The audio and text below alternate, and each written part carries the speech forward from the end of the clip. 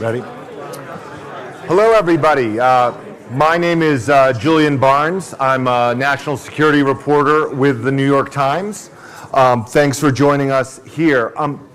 When confronted with almost any national security problem in the world, whether it's in Africa, the Middle East, Central Asia, the solution proposed by the United States and its allies has often been to build up local forces. Supporting partner forces has been the cornerstone of American national security strategy for decades. Training, equipping, defense cooperation is what is the foundation of many of America's partnerships and alliances around the world. Today we're going to talk about those partnerships. We're going to talk about if the oft-repeated saying by, with, and through actually works. We're going to talk about where defense cooperation has worked and where it's failed. This is not just relevant, I think we'll see today, to counterinsurgency and counterterrorism, but also perhaps to the great power competition we've talked about a lot here this week. We have two great panelists. Lieutenant General Charles Hooper is the director of the Defense Security Cooperation Agency. I encourage you to read his full bio, where you'll learn he's a Mandarin speaker, a Kennedy School graduate, and the most senior Army Foreign Area officer. But to this discussion today, I want to highlight just a couple things. He's been the defense attaché in Beijing. He was the director of strategy and plans for Africa Command and chief of the military cooperation office in Egypt. Dr. Marla Carlin is a professor and director of strategic studies at Johns Hopkins School of Advanced International Studies, where she earned her PhD. She served no fewer than 5 secretaries of defense, including and served in a variety of roles, including Deputy Assistant Secretary of Defense for Strategy and Force Development. This means she knows what the Pentagon can do well and what it can't do so well. Most important for this discussion here today, she is author of Building Militaries in Fragile States, a book that stands as one of the most insightful critiques of the American strategy of building partner forces. And that's where we want to start today. Professor, what's been flawed about the American approach here to building local forces? Why has this not worked when we've, in some cases, put millions, in some cases, billions into these projects? You know, it's not the panacea we want it to be. And that's really crucial to acknowledge. And it's not the panacea because we often take a technical approach to how we work with partner militaries.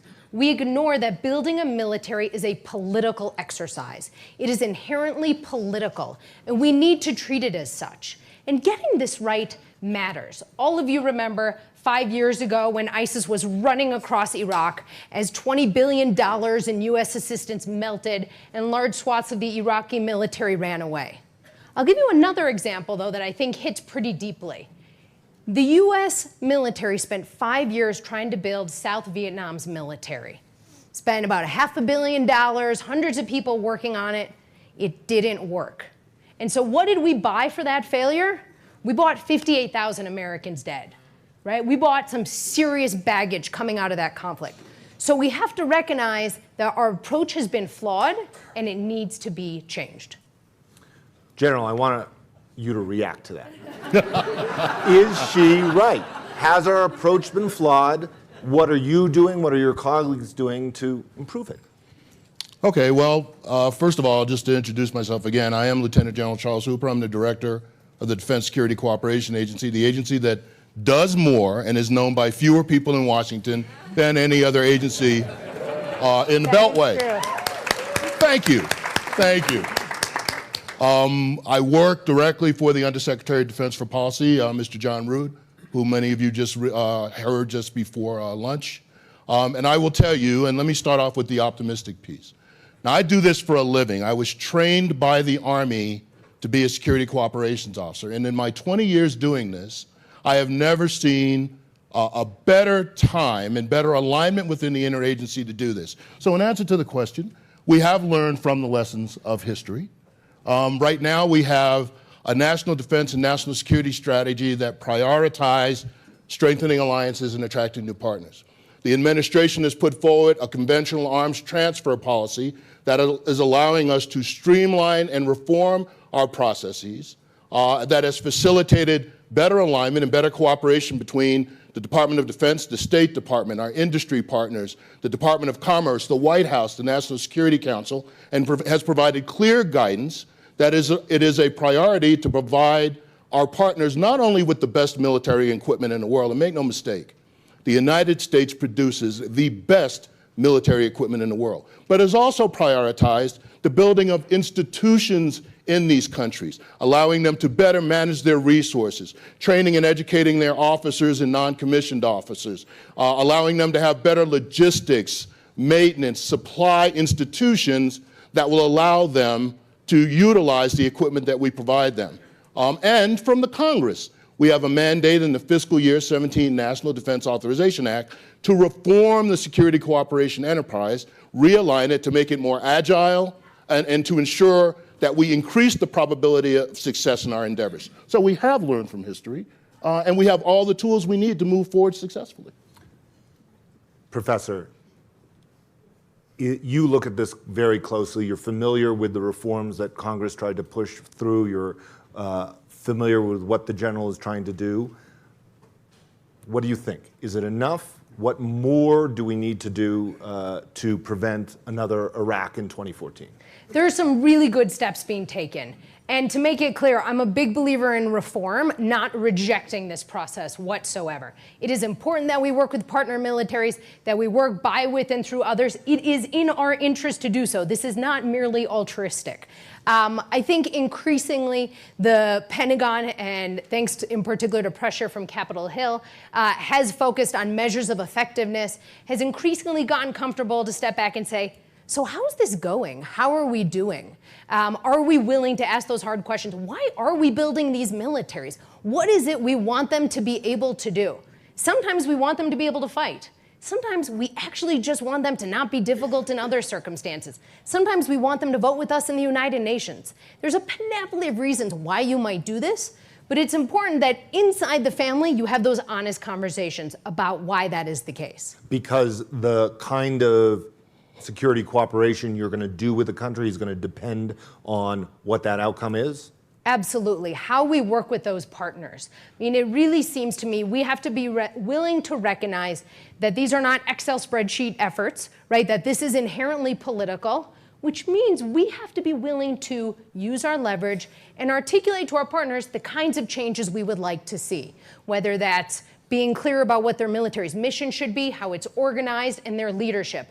All of which are key components of any successful force. We have to put our most capable people in, people like General Hooper, for example, people who, no kidding, know how to work with partners, understand the security cooperation enterprise. There's a lot of evidence, unfortunately, that that hasn't always been the case. If you read the latest report out of the special investigator for Afghanistan reconstruction, he says that has overwhelmingly not been the case in Afghanistan. The Government Accountability Office said we didn't assess most of these efforts and how well they've gone to train and equip partners over the last few decades. That's really problematic. And then, just among ourselves, we have to be willing to say, what's our role? And under what circumstances do we need to change that role? Sometimes we work by, with, and through others. Sometimes we got to do it ourselves.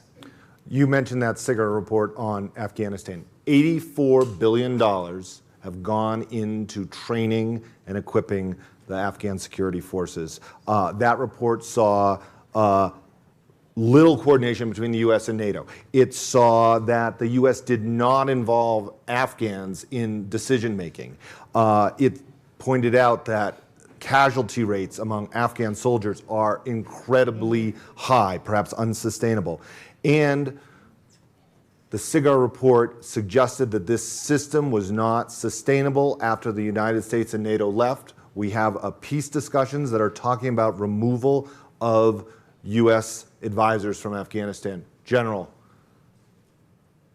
what is the future? How can this cooperation, what went wrong in Afghanistan in your mind in the past, and can the Afghan security forces survive without substantial numbers of NATO trainers working with them on a daily basis?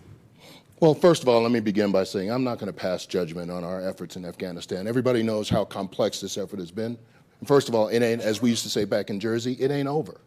Okay? So I'm not going to pass judgment on our efforts in Afghanistan. What I can tell you about is how we switched some of our emphasis in working with the Afghan National Forces in terms of helping to prepare them to meet the challenges of the future. And let me start off by saying that, yes, do we still continue the material support to the Afghan National Forces? Absolutely. Do we still have advisors in the field assisting them? Are there challenges? Of course there are. But I'll tell you where my focus is as the executive agent in Washington for security cooperation. I focus on a program that many of you have probably not ever heard of before. It's called the Ministry of Defense Advisory Program, the MODA program. So when I got to the DSCA and I started asking around specifically about our efforts in Afghanistan and in Iraq, they started to brief me on the MODA program. Okay? Now, the Ministry of Defense Advisory Program places civilian volunteers from across the interagency. That is, we have volunteers from Commerce, from State, from many of our cabinet departments, and it places them in the Afghan Ministry of Defense to assist the Afghan Ministry of Defense in strengthening those capabilities, those institutional capabilities within the Afghan Ministry of Defense that will help them, hopefully, to manage the resources that we provide them and they provide themselves better. And I made it a personal crusade to get directly involved in this. So I review every volunteer that goes to the Ministry of, to the Afghan MODA program. I speak to every class that goes. I go to they have their final exercise. We have a wonderful training facility out in Muscatatuck, Indiana, out on a National Guard facility out there. We have a whole village built. We bring in Afghan role players from all over the world, and we put them through this. And so why do I pay this so much attention? Because to your point, it is the strengthening of the institutions within the Afghan government that will help us to move forward and learn from the mistakes that we've made. Teaching them resource development, teaching them proper financial management, teaching them that corruption is bad for business, and that the extent to which you reduce corruption increases your efficiency and effectiveness and creates value. So that's where we've placed a lot of our emphasis. Now, every time I talk to these classes, the volunteers say, we've been here for almost 18 years. What can I do that's going to make a difference? And I tell them the same thing. Go in and find the one thing you think you can be impactful on. It may just be teaching them effective financial management or the value in that. You concentrate on that one thing, and if you can accomplish that before you go and leave that for your successor, you will have accomplished something. This is an enormously complex process. But you know what? In the old days, I used to say, the only thing you know for certain, the only thing that's certain in life is if you don't try, nothing will change. If you do try, you have anywhere between 0 and 100% of being successful. So that's the emphasis that we're placing now in security cooperation in Afghanistan. Professor, what kind of individual can do that task the general is talking about? It's enormously difficult to go into a Ministry of Defense, a Ministry of Interior in a country that has different traditions, different cultures than the United States, and essentially impose best practices. Mm-hmm. What is the person, what is the personality, what are the attributes that can make that work? Absolutely. And institution building is exactly the right approach. We should not be focused on how much training we're giving them or how much equipment we're giving them. That's important to be sure. But at the end of the day, if you want to transform these militaries, which is often the case, right? We want them to go deal with problems so that the US military doesn't have to. That is our goal. And so if you want to do that, the sorts of people collaborating with them matter a lot. And unfortunately, there's a lot of evidence, that SIGAR report is just one great example, that says we haven't always sent the right folks. We haven't always sent folks who know how to work with partners, who understand the security cooperation enterprise, who actually, no kidding, understand defense planning and force development, right? How do you build a military? How do you think about the future wars this military may be worried about? And based on that, where should they bet and hedge where they're putting their money? That is all crucial to do, and it's why kind of the institution piece is important. If we don't send those people, we are not going to have the effect we want. And unfortunately, there are so many examples where we haven't. I mentioned that example of just before the Vietnam War breaks out, right? Where the US tries for 5 years to build the South Vietnamese military. Well, the guy running that program had been demoted, right? He didn't know what he was doing. He didn't care about what his instructions were from Washington. There's example after example. He didn't get along with the US ambassador. When you have that kind of clash, you are not going to have success. So this is a strategy the U.S. doesn't just pursue with more developing countries like in Iraq and Afghanistan. We have had a security cooperation with allies like and partners like Saudi Arabia, right? So we have Saudi Arabia has purchased incredible amount of United States arms. There's military officers who've spent a good chunk of their career training the Saudi Arabian military. Recent events do not suggest that the Saudi Arabian military is an effective force to bring stability to the region. Yemen does not look so good right now.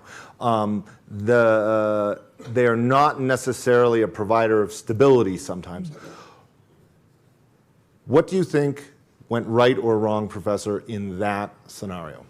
So some folks will say to you, it's the Saudis' money, right? They're using their own money, and so there's nothing we can do. And I will just tell you, I think that is flat out wrong. At the end of the day, they are trying to get U.S. equipment and they are trying to get U.S. training. And it's all well and good to make money, but we would want to do it from a strategic perspective.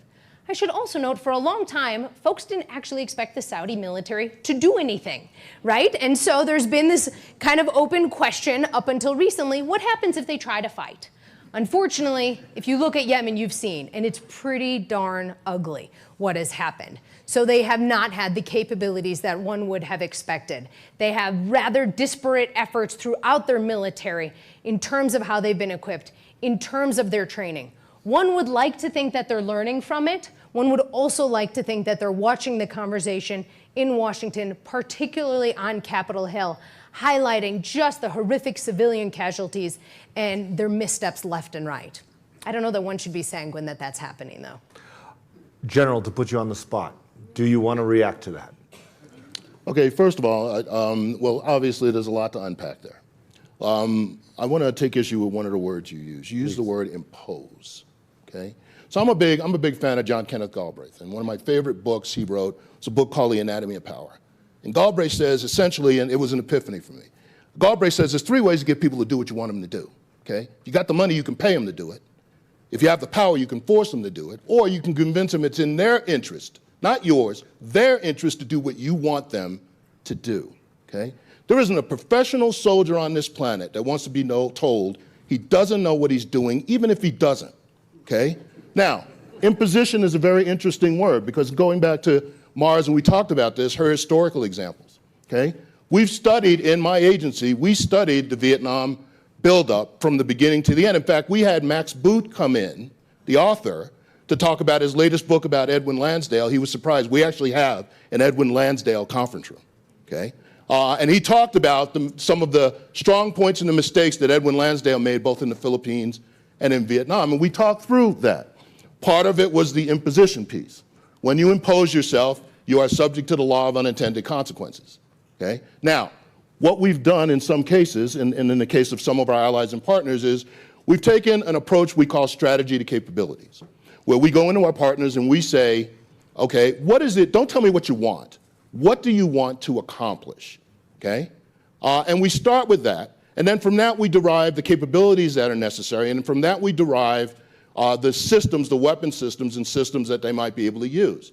And we take a values-based approach to this, and Mr. Rood talked a little bit about the values-based approach to this. Our partners understand that if you receive the best equipment in the world, here are the parameters within which you use it. And oh, by the way, they also understand that the underlying premise of this equipment is that it is maintained and used by functioning institutions. We have the blessing to wish that away, okay? When I put my hand back, somebody either puts a paycheck, a magazine, or a ration into it. I don't even think about it. Most of our partners don't have that. So that's the approach we're taking to be more efficient and effective. And we're taking that approach with all of our allies, those in the Middle East and those around the world. And we're finding they're very receptive to that. So instead of going in and saying, you need to do this, I go in and say, so, you did that. How's that working for you? No. If I could just add, it's you don't need to be blustery and you don't need to be boorish. No. Right? You just need to be willing to have a conversation. And what has been surprising to me in a positive way, and I suspect this has been General Hooper's experience as well, they often want to know what you're thinking. Absolutely. From the U.S. perspective. They want to know what your priorities are. They want to know, when do you expect them to be fighting next to your military, and when are you not expecting them to do so. So you don't need to do it in a sort of a pseudo-colonial way, but you do need to be willing to articulate it. Absolutely, absolutely. And you need to demonstrate how changing their practices will create value for them. And value may be measured in a number of ways. Value may be measured in an increased and a more favorable, positive international profile. Value may be measured by them in, if you do this way, you will be a more efficient and effective military force, and oh, by the way, you won't have half the problems receiving the best technology and weapons in the world that you might be having now. So there's several ways to create this value, but in having that frank conversation with them, you can get to the heart of the matter and move forward. Professor, we've focused a little bit on the case studies where this hasn't worked. Where do you think in history or recent times is an example of building up a partner military has led to stability, has advanced, has fulfilled U.S. strategic goals? So there are positive examples. I don't want you all to just hear doom and gloom. One of my favorite examples is actually looking at Greece just after World War II. And this is not the Greece of your summer vacations. This is a Greece that looks a lot more like Syria today, to be frank. Its infrastructure is destroyed. Hundreds of thousands of people have died from starvation. It is facing a pretty robust insurgency supported by Albania, Bulgaria, and Yugoslavia. And the U.S. goes in to work with this military. And there's a story there about how the U.S. operates both internally and vis-a-vis the partner. So working with the partner, the U.S. is willing to articulate its views, and it helps the Greek military figure out what its mission is. It helps it reorg. It helps push out a lot of incompetent leaders, indeed much of the senior military leadership. And then there's also the inside story, which is that the U.S. military puts in superstars to work on it. You have unity of vision both inside the U.S. government in Athens and also vis-a-vis Washington. And perhaps above all, there is a willingness continually in that administration to step back and assess, how's this going, and under what circumstances do we need to become combatants? So under what circumstances do we need to stop this by, with, and through idea and just do it ourselves? General, at times U.S. policy has been to express displeasure with an ally or a partner or a frenemy by taking back security cooperation, reducing it, cutting it off, often Pakistan after their nuclear test is held up. You were in Egypt when the U.S. government's rolled back, stopped, halted some of its assistance. What was that experience like? Can you talk a little bit about the pros and cons of using security cooperation as a political tool in that way? I can actually. And as Julian was saying, I was the defense attaché to Egypt immediately following the ouster of President Morsi, and we had expressed our displeasure by suspending their military assistance. And so my instructions were to go and preserve the mill-to-mill relationship as we move forward. I want to tell you a quick anecdote that's relevant to this. So I was a young assistant army attaché in Beijing, and in those days we lived in these Soviet-style apartment blocks. Well, my neighbor was the assistant Egyptian air attaché, okay? And he had just converted from MiGs to the American F-16 fighter. And I don't think there was anybody on the planet prouder to be an F-16 pilot than that guy was. So he had studied in the States, and on the basis, and I call this the basis of commonality, on the basis of his transition to U.S. equipment, he was no longer one of them, he was one of us. His kids were about the same age as my kids. They loved microwave popcorn, which was okay for Mr. Hooper, because Mr. Hooper didn't have to get up to get the kids microwave popcorn. They could do that themselves. But we developed a relationship. We exchanged meals and things. After our tours were done, he went his way and I went mine. 20 years later, I get to Egypt as a defense attaché. The relationship is at a low. My instructions are preserve the military relationship. And I'm going to my first meeting with the head of the Major General head of Egyptian Air Force procurement. And the suspension that hit the Air Force particularly hard because the majority of their fourth generation equipment is US. And you know where this story is going. So I walk in and I look at him and he looks at me and he smiles and says, maybe this meeting won't suck after all. Okay? The point of thank you. The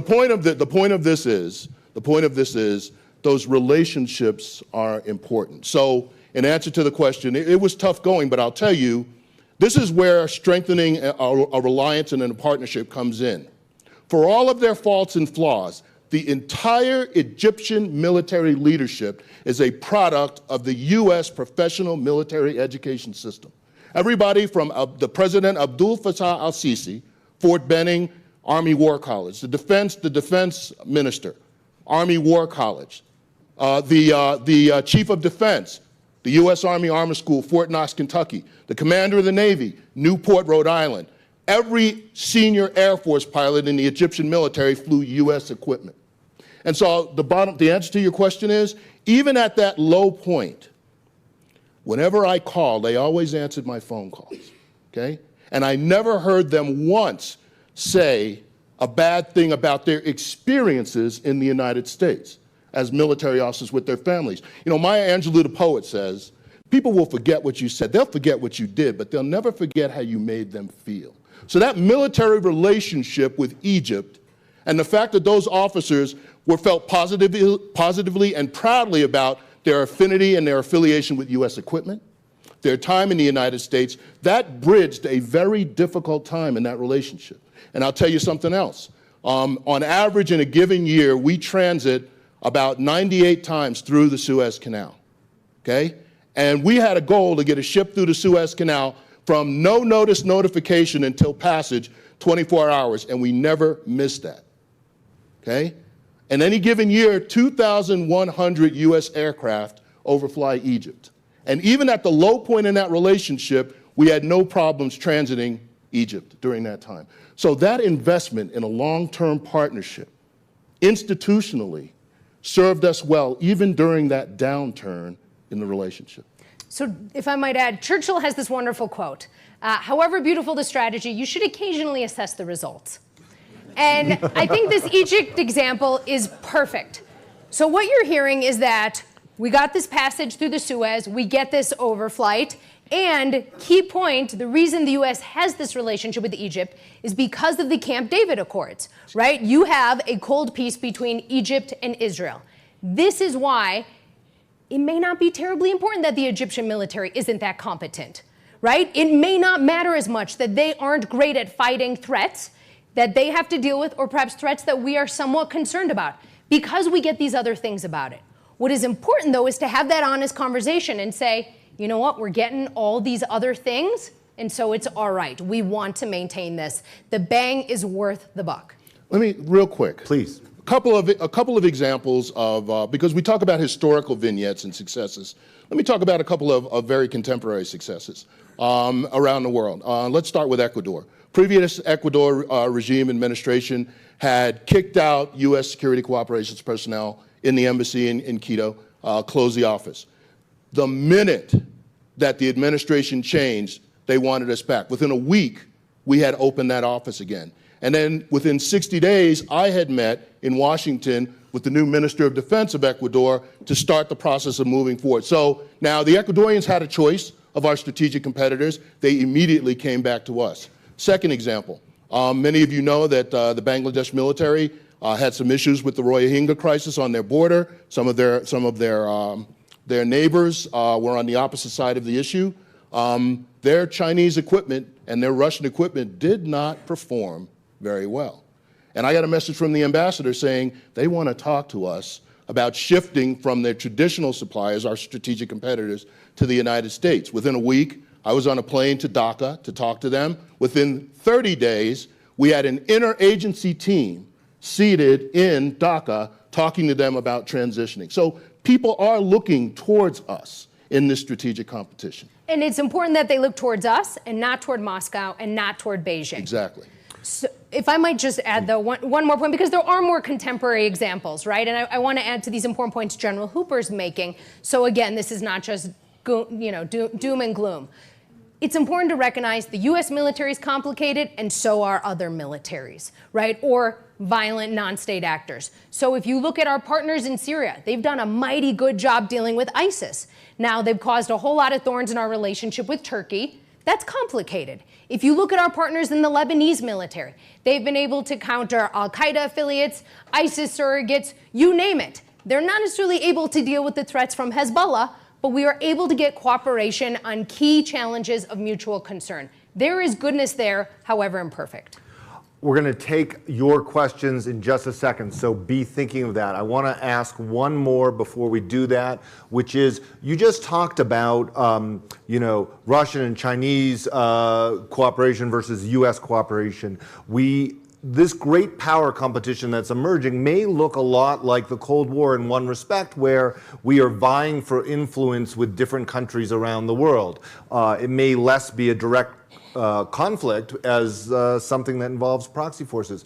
Can the U.S. compete with China's Belt and Road in Africa? Can the U.S. compete with Russian arms sales that are often cheaper than the United States? How does security cooperation play into the great power competition? Okay, first of all, not only can we compete, we're going to win. Okay, and I'll tell you why we're going to win. And Mr. Ruud talked a little bit about it. The values-based approach that we take, that distinguishes us and sets us apart and above from our competitors, who are mostly interested in a transactional relationship and the point of sale. That's how we're going to win. We talk about, in the agency, we talk about the transparency of the U.S. process. Everything you want to know about buying arms from the United States is online. We talk about the responsiveness of the U.S. approach. We're getting things out faster by working. We talk about the integrity of the U.S. approach.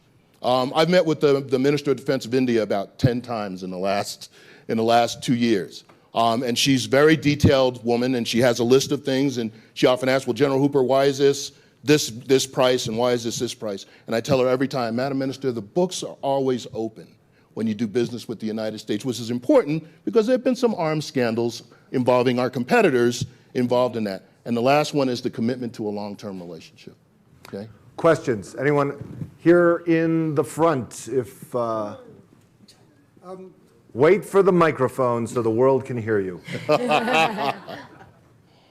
Listening to all this, how do you consider the Turks buying equipment from Russia? Well, and sir, I appreciate your question. Our leadership in the last few days, as you know, and for those of you who are not aware, there's been an issue with the Turks procuring the S-400 system, and the United States has taken steps that we had articulated quite often and loudly in terms of responding to that acquisition by the Turks. The leadership has been very articulate and very complete in describing the steps we're taking. We have taken definitive steps to register our displeasure with the acquisition of this system. And we will continue to register those. But I can't possibly add to what my leadership's already mentioned on this issue. Right there in the back. There's a microphone right there. Yeah. Thank you very much. Kevin Klein, Homeland Security Advisor for the state of Colorado. General Hooper, could you talk a little bit about the special relationship that our National Guards have? I'm thinking the Jordanians with the Colorado Guard.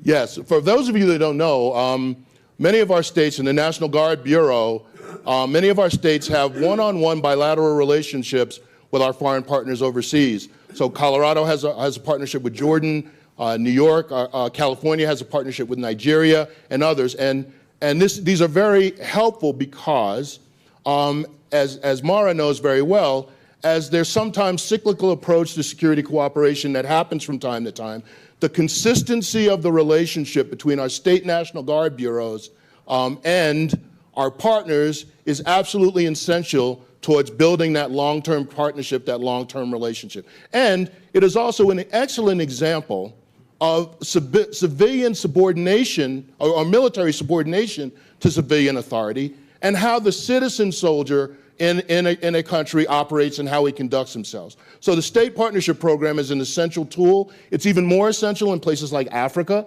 where we have limited resources and limited troop presence. And so they do a fantastic job. And as a matter of fact, I'm working with the Bureau now. One of the advantages I have is General Langell, who's the head of the National Guard Bureau. He had my job in Egypt. So he understands the importance of that, and we're looking to put actually National Guard personnel in DSCA to further solidify the relationship between the security cooperation effort and the state partnership program. Also there in the back there. Hi, Jonathan Landay. I'm a reporter with Reuters. I'd like to plumb this question of values-based, basis that you make these judgments on, particularly in the case of Saudi Arabia, with the enormous suffering and civilian casualties it has caused with U.S. weaponry, and the humanitarian suffering that it has caused with the blockade, with the humanitarian blockade, with the Egyptian military, which killed hundreds of protesters in the streets, staged a coup and overthrew a democratically elected president, and has been laying waste to villages in the Sinai and killing civilians there in a war that we have, in a war against supposedly Al-Qaeda, that we have absolutely no visibility into, and that they have denied the United States the ability to have visibility on, as well as the fact that you have General Sisi, who doesn't appear at any rate at this point to be ready to hold democratic elections. So could you square the values-based judgments you make on arms sales with those examples, please? And I want you both to react to that. Okay, you want to go first? Doesn't matter, I can go first. Listen, there are always going to be inherent tensions in our provision of security cooperation to sovereign nations. Why are there inherent tensions? Because we are providing potentially lethal capabilities to sovereign nations in order to further our own and our collective security objective goals, but nevertheless we're doing that. Now I will tell you, for those of you that don't know, every time we sign an agreement with a country to provide them with these weapons and these systems, they have to submit to end-use monitoring and monitoring checks by the United States, and they make a commitment to do so. Now, we do this all over the world in over 180 countries. We can't be everywhere at once. Are there going to be incidents? There absolutely are. But I'd like to address a couple of things to address that. Number one, we are the only great power who cares about the values that are attached to the use of our equipment. I don't see any of our competitors, losing any sleep over holding their recipients accountable, much less themselves. And we do hold ourselves accountable for that. So that's number one. Number two, we have taken increasing steps to further refine the restrictions on the use of our equipment, number one, and for example, by instituting not only periodic end-use monitoring checks, but now we've instituted random end-use monitoring checks. We've expanded the curriculum at the Defense Institute for International Legal Studies, which comes under DSCA and has responsibility for teaching the law of armed conflict, the law of land warfare, and avoiding civilian casualties. We have increased the curriculum and the capacity of that institution, and we're sending mobile training teams to all of our allies and partners to help them to understand, as I said before, not only that that they need to use our equipment consistent with the values, but the value that's created by doing so. Number three, in the area of avoiding civilian casualties, we're taking increasing steps, both in our organization and in the department and in the interagency, to ensure that we minimize the probability of civilian casualties. For example, in our agency, we just brought on a senior civilian casualty avoidance advisor, an extraordinarily qualified person who has experience in non-governmental organizations as well as in government and in the private sector. And her job is to help advise on how we can further expand our efforts to ensure that weapons are used consistent with our values and to ensure that we provide our allies and partners with the instruction or the information necessary to reduce the probability of civilian casualties. So we are taking steps to do that. So there's always a balance between U.S. national security interests and what our partner is doing. I think Saudi Arabia is a perfect example of this need for constant reassessment. So when the Saudis say they're going to go into Yemen, the Obama administration says, hey, you're going to fight for the first time. Let's see how we can help you out.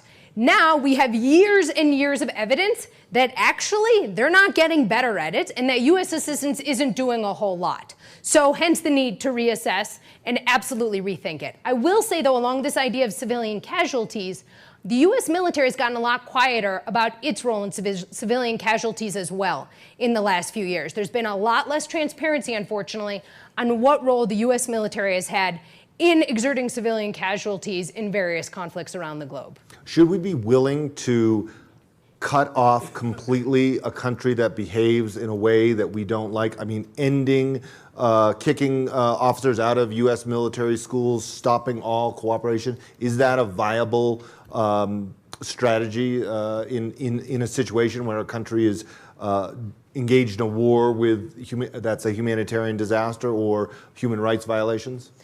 Look, it depends, right? You ideally want to have a whole of government relationship with a country. It is dangerous if the most capable folks in a country happen to be the ones with guns, right? You want not just your Pentagon, but also your State Department and other parts of your interagency working with them. To the extent you see consistent and egregious violations, a lack of willingness to listen to what the United States is saying and to make appropriate changes, you do want to rethink relationships. However, you don't want to threaten that and then not be willing to follow through. Other questions from the audience? There in the back. We'll race 2 microphones over to you.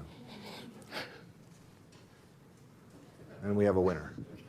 Thank you very much. You mentioned Egypt. I wanted to hear a little bit more about the rest of Africa, especially as you mentioned with this kind of pullback of U.S. forces throughout the continent, and because that's happening at the same time as Russia and China increasing ties with the continent and China establishing their first overseas military base there. Okay, well, first of all, I want to clarify. I didn't say there was a pullback, but certainly there is less force presence in the African continent than perhaps other theaters that we have. Africa is a good example, and I was, for those of you that don't know, I was the director of security cooperation programs for Africa. And in Africa, we've taken enormous efforts to improve our institutional capacity building in many of those African nations, because frankly, that's what will be of most assistance to them, in addition to providing them with defense articles and services appropriate to their situation. Quick example in Africa. I was just in Kenya about 2 months ago. Now, Kenya flies the F-5E Tiger fighter. It's about a 40-year-old fighter. Those fighters are still flying and operational, still participating in combat operations. American fighters, Northrop product. Why? Because we worked with the Kenyans to develop a culture of maintenance excellence. And those fighters take off and land every day passing Chinese helicopters that are 5 years old that don't run, okay?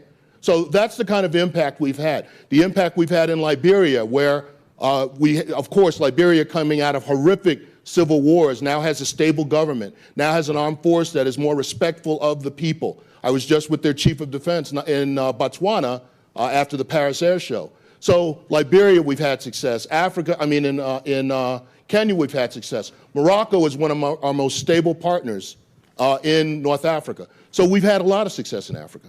You know, while Africa is a kind of low-cost, small footprint economy of force is the euphemism, area of responsibility for the U.S. military, one of the reasons you have so many good examples, as General Hooper is noting, is because you do have this whole-of-government approach at the combatant command, where it is so tightly knit with the development folks, with the state folks, in a way, frankly, that I don't know that you see otherwise. I just want to emphasize, though, as much as we're talking about our partners and our allies and their flaws and our flaws, we have to remember the U.S. military does not win wars on its own. It never has, and it never will. We don't become a country without the French help. We need others. We have to figure out how to work with them most effectively and most efficiently. But we got to have them on our team.